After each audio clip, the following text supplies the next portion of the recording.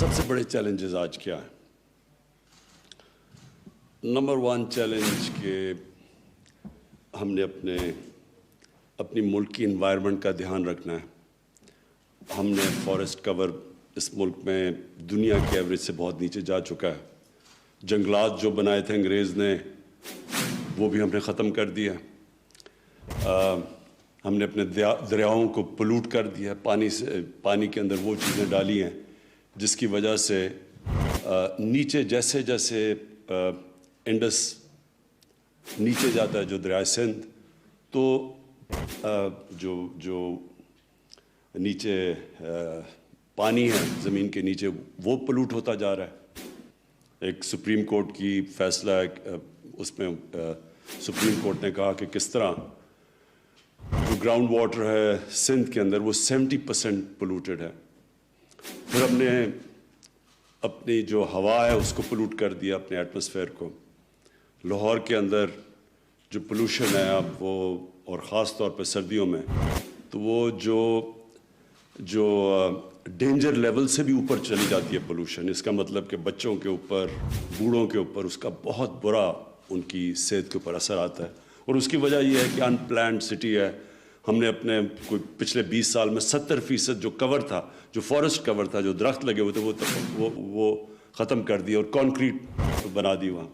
پھر ہم نے پرواہ نہیں کی کہ جو چیزیں پلوٹ کرتی ہیں ایٹماسفیئر کو، مثلا جو بھٹے ہیں اینٹوں کے، اس کے لیے کوئی آلٹرنیٹیو نہیں سوچا۔ اور جو آگے ہمارے لیے چیلنجز آ رہے ہیں وہ یہ کہ پاکستان نمبر 5 پہ ہے وہ ملک جو کہ کلائمیٹ چینج سے سب سے زیادہ متاثر ہوگا۔ تو اس لیے ایک گورنمنٹ جو کہ اپنی انسانوں کا سوچتی ہے اور اگلی الیکشن کا نہیں سوچتی، اس گورنمنٹ کے لیے امپورٹنٹ ہے کہ سب سے پہلے آج سے ہم پلاننگ کریں کہ ہم اپنی آنے والی جنریشنز کے لیے کس طرح ایک بہتر پاکستان چھوڑ کے جائیں گے۔ ایک وہ پاکستان جس طرح میں جب بڑا ہوا تھا تو پاکستان کی ماحولیت بالکل فرق تھی۔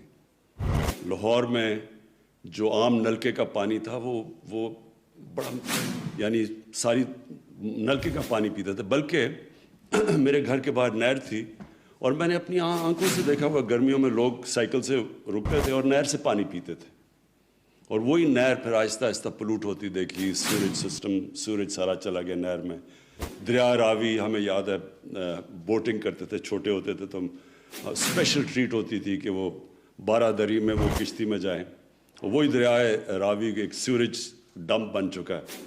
تو یہ جو ہم نے اپنی، جو بھی آیا اس نے 5 سال کا سوچا اپنی الیکشن کا، کسی نے آگے نہیں سوچا کہ آگے ہم کس طرح کا پاکستان چھوڑ کے جائیں گے۔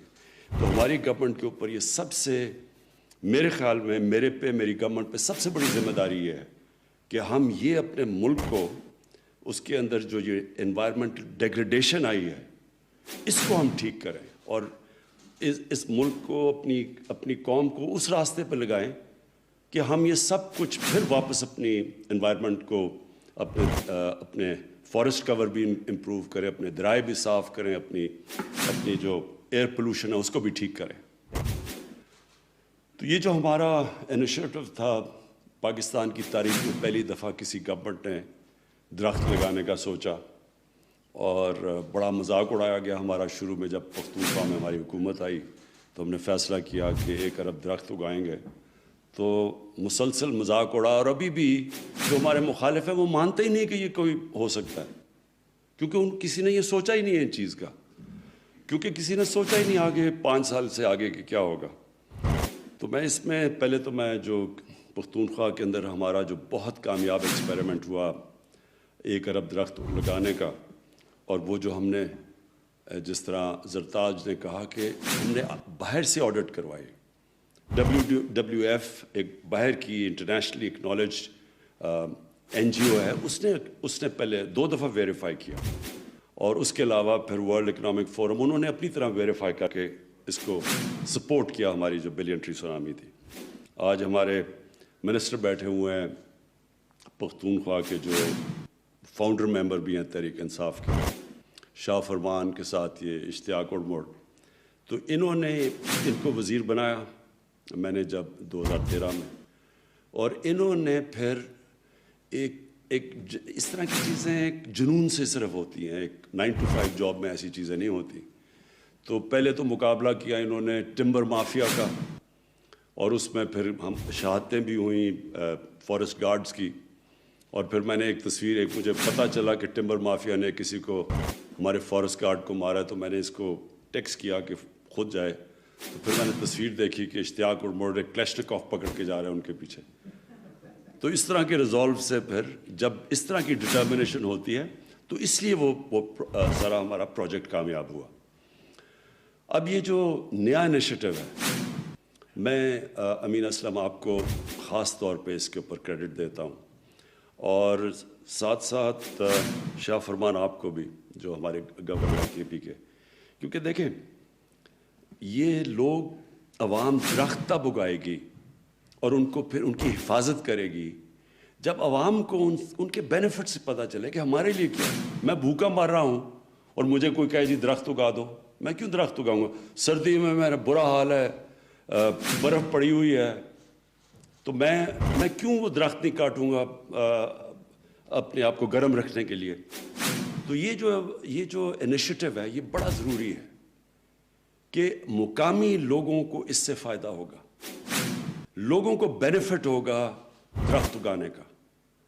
اور یہ جو درخت، یہ جو مثلا ہم نے کندیاں کے اندر بیری کے درخت لگائے، یہ جو بیری کی آئیڈیا تھا یہ دیا تو شاہ فرمان نے مجھے، کیونکہ ان کے علاقے میں جو بیری کا شہد ہے وہ سب سے اچھا سمجھا جاتا ہے. اس کی وہ جمتا نہیں ہے، اس کا کانٹینٹ شوگر کا کم ہے، بینیفٹ زیادہ ہیں.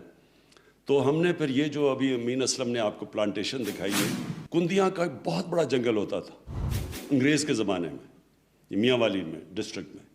تو یہ بالکل ختم ہو چکا تھا. ہم نے اپنے پرانے سارے جنگل ختم کر دیے تھے. بچپن میں گیا ہوں چھانگا مانگا جنگل میں، بڑے بڑے درخت تھے، سب آہستہ آہستہ جنگل ختم ہو گئے. ان کی زمینیں بھی لے کے لیز کر دی لوگوں کو، پولیٹیکل لوگوں کو.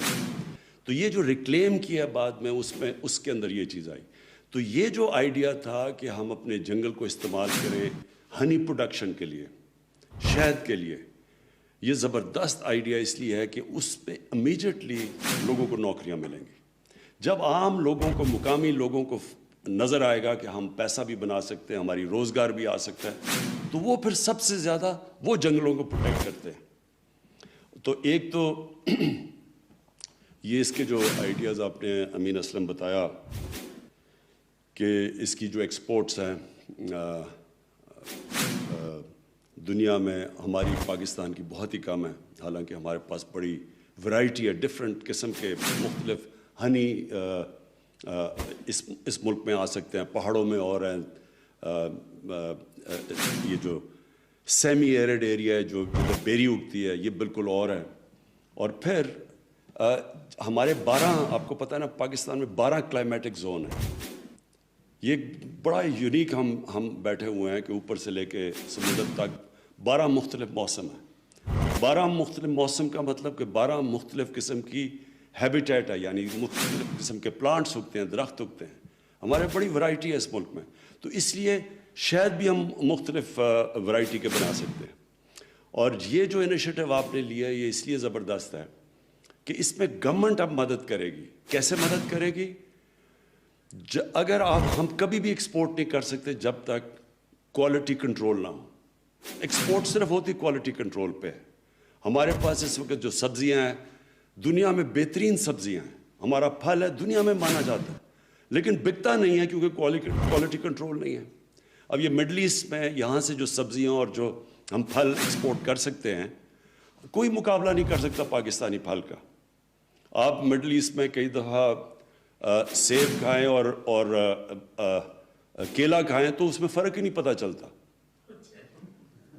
پاکستان کے اندر اتنا ٹیسٹ ہے ہمارے سارے، کیونکہ ہمارا اللہ کا شکر ہے موسم ایسا ہے، لیکن ہم ایکسپورٹ نہیں کر سکتے کیونکہ کوالٹی نہیں ہے. اس لیے اس میں پوری گورنمنٹ کو مدد کرنی پڑے گی، ministry of science and technology, کہ وہ کوالٹی کنٹرول میں مدد کرے. جیسے ہی کوالٹی کنٹرول آئے گی امیجیٹلی ایکسپورٹ کے لیے ہمارے پاس ہر قسم کا شاید ہی نہیں صرف ہر پروڈکٹ ایکسپورٹ کے لیے ہمارے پاس ہو جائے گا. اور یہ ہمارا دوسرا بڑا ایشو ہے. ایک یہ ہے کہ ہم نے اپنی انوائرمنٹ کو بچانا ہے, دوسرا اس ملک میں ایکسپورٹس بڑھانی ہے, کیونکہ جب تک ہم اپنی ایکسپورٹس نہیں بڑھائیں گے